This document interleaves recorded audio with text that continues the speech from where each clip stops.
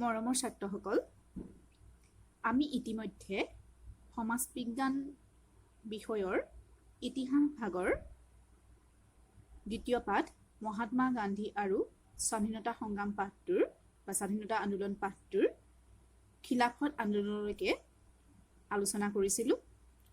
আজি আমি আলোচনা কৰিম অসহযোগ আন্দোলনৰ বিষয়ে। ভাৰতৰ স্বাধীনতা সংগ্ৰামৰ ইতিহাসত অসহযোগ আন্দোলন এক গুৰুত্বপূৰ্ণ অধ্যায়। আমি অসহযোগ আন্দোলনৰ আগতে বংগভংগ আন্দোলন বা স্বদেশী আন্দোলনৰ বিষয়ে পঢ়িলোঁ। তাৰপিছতে ভাৰতৰ স্বাধীনতা সংগ্ৰামৰ ইতিহাসত এটি গুৰুত্বপূৰ্ণ অধ্যায় বুলি কৈছে অসহযোগ আন্দোলনক। আৰু এই আন্দোলনৰ নেতৃত্ব লৈছিল ভাৰতীয় জাতীয় কংগ্ৰেছে। আৰু এই আন্দোলন 1920 চনৰ পৰা 1922 চনলৈ চলিছিল। তেতিয়াহ'লে প্ৰশ্ন যদি আহে যে অসহযোগ আন্দোলন কোন চনৰ পৰা কোন চনলৈ চলিছিল, তেতিয়াহ'লে আমি ক'ব লাগিব অসহযোগ আন্দোলন 1920 চনৰ পৰা 1922 চনলৈ চলিছিল।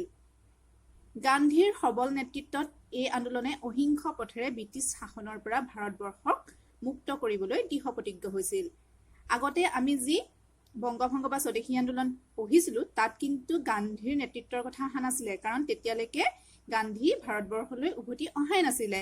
আৰু কেইটামান ক্ষুদ্ৰ ক্ষুদ্ৰ আন্দোলনত নেতৃত্ব দিয়াৰ পিছত চম্পাৰণ, খেৰা, এইকেইটা এনেকৈ তিনিটা আন্দোলনত বা ঘটনাত তেওঁ নেতৃত্ব দিয়াৰ পাছত এটা ডাঙৰ খিলাফত আন্দোলনটো তেওঁ গুৰি ধৰিছিলে বা মুছলমানসকলক তেওঁ সহযোগ কৰিছিলে। কিন্তু তাৰ পাছত এটি বৃহৎ আন্দোলন হিচাপে অসহযোগ আন্দোলনত তেওঁ প্ৰথম নেতৃত্ব দিছিল।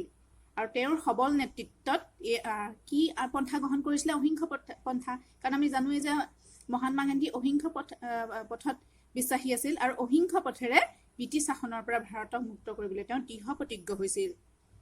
আন্দোলনকাৰীসকলে ব্ৰিটিছৰ সামগ্ৰী কিনিবলৈ অমান্তি হৈছিল। আৰু ব্ৰিটিছে ভাৰতলৈ কিহৰ কাৰণে আহিছিলে? বেহা বেপাৰৰ কাৰণে, হয়নে? আৰু বেহা বেপাৰ কৰি পেলাই ভাৰতৰ পৰা কেঁচা সামগ্ৰী লৈ নিজৰ ঠাইত বস্তু উৎপাদন কৰি আকৌ অধিক দামত বা চৰা দামত আমাৰ ইয়াত বিক্ৰী কৰিছিলে। কিন্তু ব্ৰিটিছৰ সেই সামগ্ৰী কিনিবলৈ আন্দোলনকাৰীসকলে অমান্তি হৈছিল আৰু থলুৱা কুটিৰ শিল্পৰ সামগ্ৰীহে ব্যৱহাৰ কৰিছিল। ভাৰততে উৎপন্ন হোৱা কুটিৰ শিল্পৰ সামগ্ৰীহে ব্যৱহাৰ কৰিছিল। তাৰপিছত কি হ'ল চোৱা, তেওঁলোকে সুৰাৰ বিপণীসমূহ বন্ধ কৰিছিল।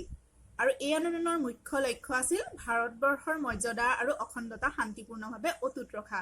ভাৰতবৰ্ষৰ যি ঐতিহ্য আছে, যি মৰ্যাদা আছে, সেয়া অক্ষুণ্ণ ৰখা আৰু অখণ্ডতা, যাতে ভাৰতবৰ্ষখন টুকুৰা টুকুৰ হৈ নাযায়, সেই ভাৰতবৰ্ষখন বিভিন্ন আঞ্চলিকভাৱে টুকুৰা টুকুৰ হৈ নাযায়, সেই অখণ্ডতা শান্তিপূৰ্ণভাৱে অটুট ৰখা।